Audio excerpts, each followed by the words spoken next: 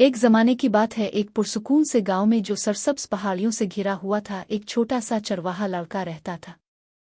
हर रोज इसका एक ही काम होता था। वो गांव की भेड़ों को पहाड़ी पर ले जाता और शाम तक उनकी निगरानी करता।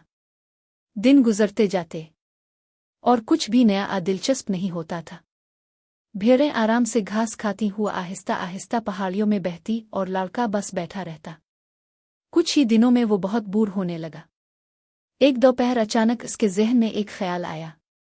वो खड़ा हुआ, अपने हाथ मुंह के पास रखे और जोर जोर से गांव की तरफ चीखने लगा, भेड़िया, भेड़िया, बचाओ! भेड़िया भेड़ों पर हमला कर रहा है।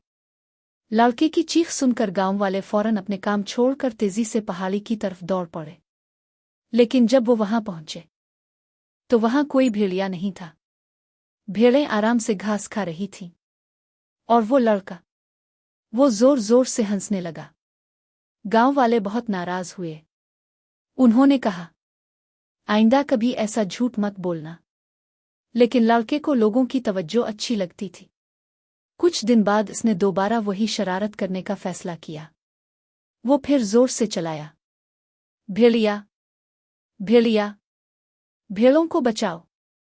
गांव वाले एक बार फिर मदद के लिए दौड़ते हुए पहाड़ी पर पहुंच गए। लेकिन इस बार भी कोई भेड़िया नहीं था। लड़का फिर हंसने लगा। अब की बार गांव वाले बहुत गुस्से में थे। वो सर हिलाते हुए वापस गांव चले गए। इसी शाम जब सूरज आहिस्ता आहिस्ता गुरूब होने लगा, अचानक ऊंची घास में कुछ हलचल हुई। एक हकीकी भेड़िया आहिस्ता आहिस्ता भेड़ों की तरफ बढ़ रहा था। लड़के का दिल जोर जोर से धड़कने लगा।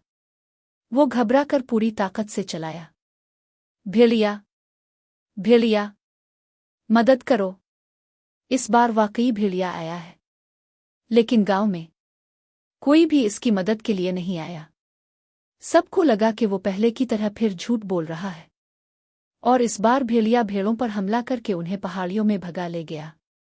जब सूरज गुरूब होने के वक्त गांव वाले लड़के को ढूंढते हुए वहां पहुंचे तो उन्होंने इसे अकेला बैठा रोते हुए पाया।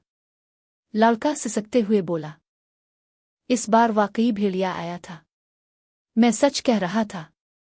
गांव के एक बूढ़े आदमी ने इसके कंधे पर हाथ रखा और नरमी से कहा, बेटा, जब कोई बार बार झूठ बोलता है तो लोग इस पर यकीन करना छोड़ देते हैं। फिर जब वो सच भी बोले तब भी लोग उसकी बात पर यकीन नहीं करते।